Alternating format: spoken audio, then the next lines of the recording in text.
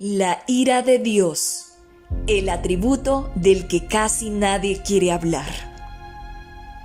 Este será un tema fuerte que quizás nunca has escuchado en tu iglesia, pero por el bien de tu alma te rogamos escucharlo hasta el final. La ira de Dios forma parte de la perfección divina. Cuando la Biblia habla de la ira de Dios, se refiere precisamente al rechazo de Dios contra el pecador. Dice Salmos capítulo 7, verso 11. Dios es juez justo, y Dios está airado contra el impío todos los días. La mayoría de las personas consideran que la ira de Dios no es digna de Él, porque en sus iglesias los mensajes que mayoritariamente escuchan son sobre el amor de Dios. Por cierto, les han enseñado un concepto de amor equivocado, un papaíto Dios sentimental que pasa por alto los pecados del hombre, haciendo de Dios una cosa barata. En la Biblia, tanto en el Antiguo Testamento como en el Nuevo Testamento, resaltan la realidad y el terror de la ira de Dios, una reacción apropiada al carácter divino de Dios contra el hombre pecador. El pecado del hombre provoca la ira de Dios y por sus pecados beberán la copa de la ira de Dios. Su perfecta justicia contra el hombre será por toda la eternidad. La copa de la ira será derramada sobre la tierra. Muchas de las oyentes que nos escuchan dirán, ¿la ira de Dios? Bah, yo no creo eso. Lo que importa no es lo que tú creas o te hayan enseñado tus pastores. Lo que importa es lo que dicen las Escrituras.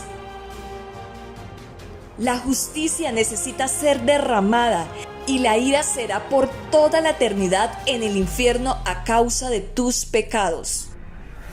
Dice Apocalipsis capítulo 10, verso 6. Y juró por el que vive por los siglos de los siglos, que creó el cielo y las cosas que están en él, y la tierra y las cosas que están en ella, y el mar y las cosas que están en él, que el tiempo no sería más.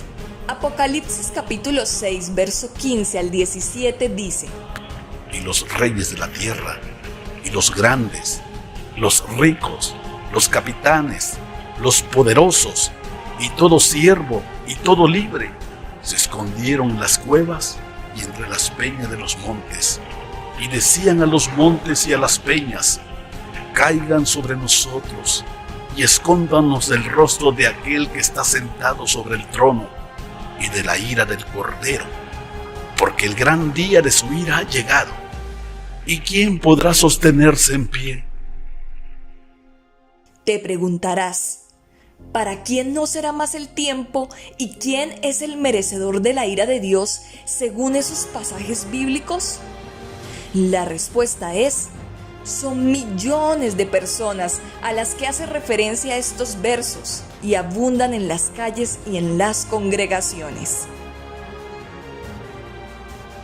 Todos en algún momento hemos visto cómo muchas personas se jactan de sus virtudes, de sus buenos cargos políticos, de las riquezas, de lo generosos que son al hacer obras de caridad.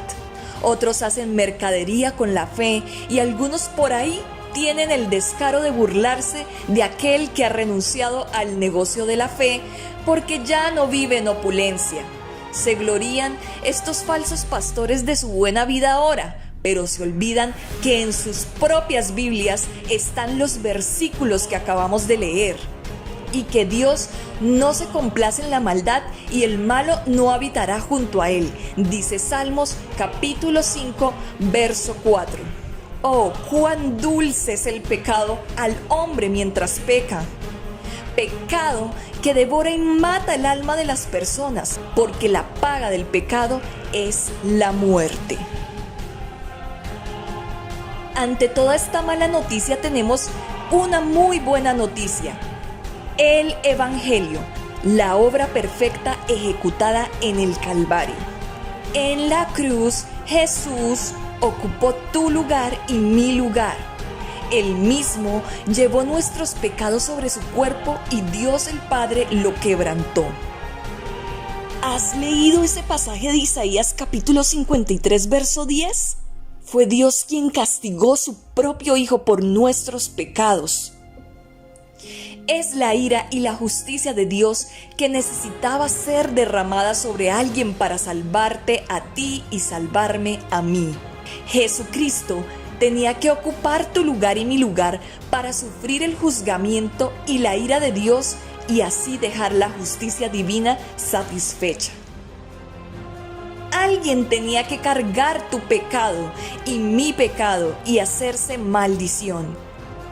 Alguien tenía que ser ese sustituto, como los machos cabríos expiatorios del Antiguo Testamento. Los líderes de Israel simbólicamente imponían las manos sobre el macho cabrío, transfiriendo los pecados del pueblo. Un macho cabrío era sacrificado como ofrenda de expiación por los pecados y otro macho cabrío era echado fuera al desierto y abandonado. Este acto simbólico era la tipificación de lo que sucedería más adelante en el Calvario. El macho cabrío que era sacrificado representa el sacrificio del Señor Jesús como hombre perfecto bajo la ira de Dios justo. Ese sacrificio fue hecho para satisfacer las demandas de la justicia divina por nuestras injusticias. El macho cabrío que era echado fuera y abandonado representa el abandono de Dios y desamparo que sufriría el Señor Jesús en la cruz por tus pecados y mis pecados. Conmueve y estremece meditar que para cada macho cabrío había un destino distinto. Pero en el caso del Señor Jesucristo, ambos destinos fueron para Él. Para que la justicia divina no te cayera a ti y me cayera a mí en el infierno por toda la eternidad. Dice Apocalipsis capítulo 19, verso 15.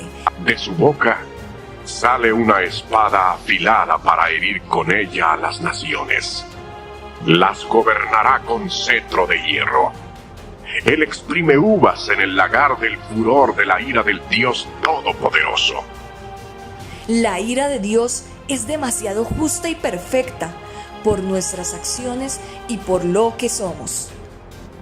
Hemos visto bíblicamente que la ira de Dios está sobre el hombre pecador. Te preguntarás, ¿cómo puedo entonces escapar del furor y la ira de Dios? Muy sencillo. El Señor Jesús dejó 2 pasos en Marcos capítulo 1, verso 15. Ante la santidad de Dios debes humillarte, reconociendo que durante muchos años te precipitabas desenfrenadamente al abismo del infierno por cada pecado cometido. Declárate culpable de cada pecado concreto que recuerdes. Reconoce que el resultado terrible de todos esos pecados es la justa ira de Dios sobre tu vida. Cree por fe que el Señor Jesús fue tu propiciación. Es decir, el Señor Jesús, siendo inocente, ocupó tu lugar y le cae la justicia que tú como culpable merecías por tus pecados. Esto es el Evangelio. Y por fe, estira tu mano al cielo para hacer tuya esa justicia. Justicia que te declara justa, inocente, perdonada y te libra de la ira de Dios y el juicio venidero.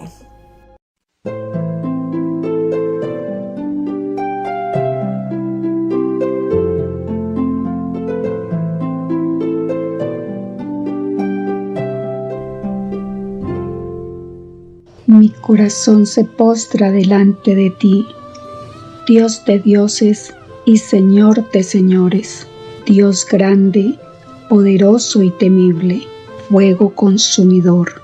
El malo no habitará junto a ti. Los insensatos que desprecian el Evangelio que tanto le costó en el Calvario a la familia divina, no estarán delante de tus ojos.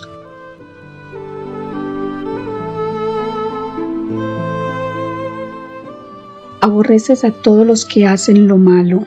Airado estás contra el impío todos los días.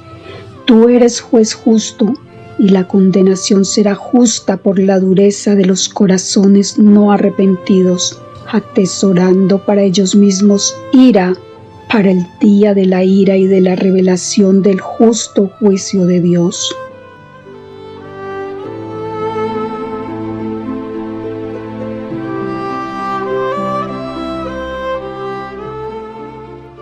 Oh Señor mío, tú eres juez santo y perfectamente justo. Por lo tanto, debes aplicar tu justicia sobre los pecados del hombre. Grande es el Señor y digno de ser alabado en gran manera. Bendito seas, Señor, tú siendo hombre perfecto, decidiste ocupar mi lugar en esa cruz para recibir del Padre la justicia eterna y así quedar satisfecha la justicia que yo merecía recibir en la condenación eterna por mis delitos y pecados. Bendita justicia sobre el Hijo, que cancela la justicia divina sobre la vida de todo aquel que quiera recibirla.